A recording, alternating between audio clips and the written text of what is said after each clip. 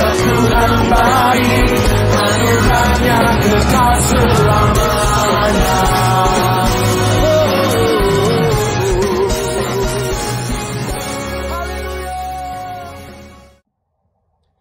Terima kasih Tuhan untuk kesempatan pada hari ini. Mari kita menyanyikan lagu pujian dan penyembahan dengan lagu satu-satunya yang Kau andalkan. Sebelum itu mari kita berdoa. Allah Bapa kami di surga, pada saat ini Tuhan kami datang kepadamu. Kiranya Engkau memberkati kami Tuhan, dan dengarlah pujian dan penyembahan kami Tuhan. Terima kasih Tuhan, saya berdoa dalam nama Tuhan Yesus Kristus. Amin.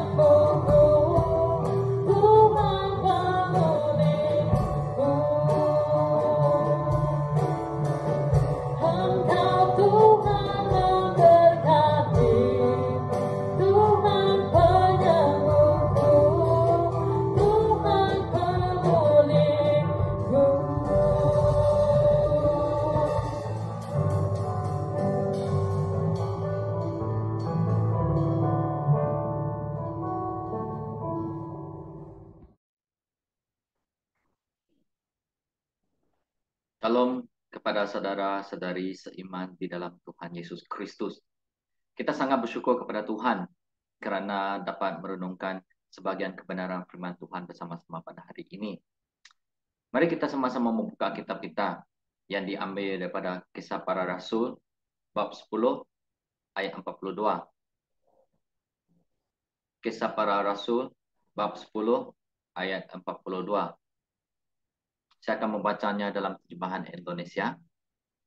Ia telah menugaskan kami memberitakan kepada seluruh bangsa dan bersaksi bahwa dialah yang ditentukan Allah menjadi hakim atas orang-orang hidup dan orang-orang mati.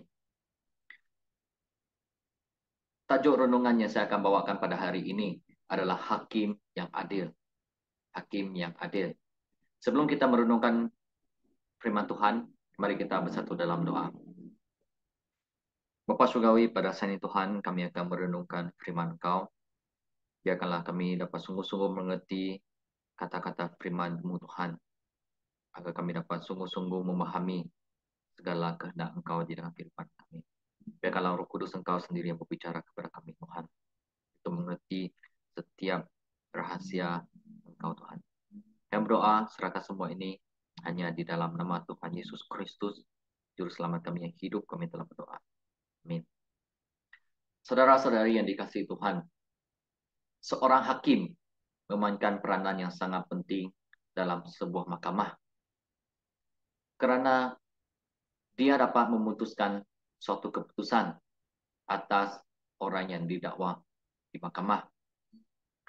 Walaupun di dalam mahkamah ada dua orang peguam, yang seorang peguam adalah peguam bela, yang satu lagi adalah peguam pendakwa. Dan kedua peguam ini mereka berdebat untuk orang yang didakwa ini.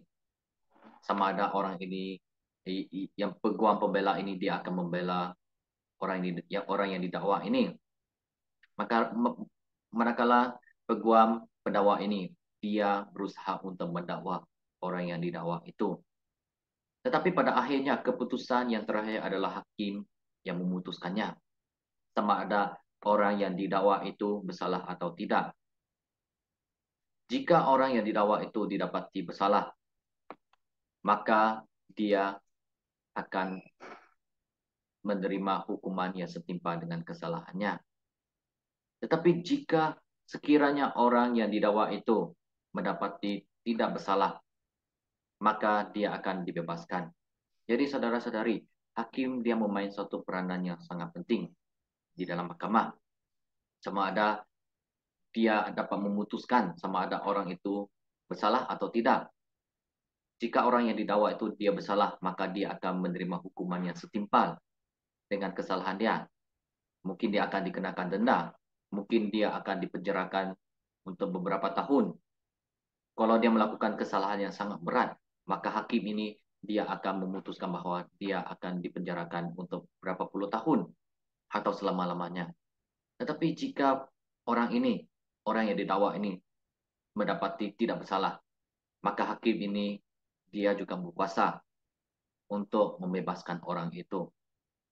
Demikian juga dengan kedatangan Tuhan untuk kali kedua. Nah, apabila Tuhan Yesus datang, dia datang untuk kali yang kedua. Dia akan datang sebagai hakim yang akan menjalankan penghakiman atas orang-orang hidup dan orang-orang mati. Sama seperti petikan firman Tuhan yang sudah dibacakan tadi. Allah sudah menentukan dia, Allah sudah menjadikan dia hakim atas orang-orang hidup dan orang-orang mati. Nah, apabila Tuhan Yesus datang untuk kali kedua, dia datang sebagai hakim yang akan menjalankan penghakiman atas orang yang hidup dan orang yang mati. Pada waktu itu, dia bukan hanya menghakimi orang-orang yang hidup, tetapi petikan firman Tuhan juga memberitahu kita bahwa dia akan datang untuk menghakimi orang-orang yang hidup dan orang-orang yang mati. Dengan arti kata yang lain, orang hidup akan menghadap hakiman Tuhan. Dan orang mati juga akan menghadap hakiman Tuhan. Nah, pada waktu itu, orang-orang mati akan dibangkitkan untuk di hadapan penghakiman itu. Pada pada hari penghakiman itu berlangsung, tidak ada seorang pun yang dapat terlepas, yang melepaskan diri daripada penghakiman Allah. Walaupun kita bersembunyi atau kita melarikan diri daripada penghakiman itu, tidak ada seorang pun yang akan terlepas daripada penghakiman Allah. Dan semua orang, sama ada orang-orang hidup atau orang-orang mati, akan berdepan dengan penghakiman Allah. Nah, saudara-saudari yang dikasihi Tuhan, apabila Tuhan Yesus datang, dia datang menjadi hakim. Dan dia adalah hakim yang adil dan saksama. Dia akan menghakimi semua orang dengan adil dan saksama, tanpa mengira adakah dia orang kaya atau orang miskin. Adakah dia adalah orang yang berstatus rendah atau tinggi? Adakah dia perempuan atau lelaki? Tuhan Yesus, dia akan menghakimi secara adil dan saksama. Semua orang akan dihakimi secara adil, karena dia adalah hakim yang adil. Hakim yang tidak dapat dibeli dengan emas, uang, dan perak.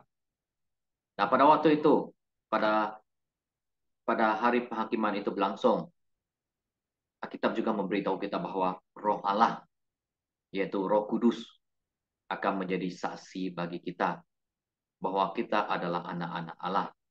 Jika kita lihat di dalam surat Roma bab 8 ayat 16. Pada hari penghakiman itu berlangsung, kita dihadapkan di hadapan Tuhan Yesus, di hadapan hakim.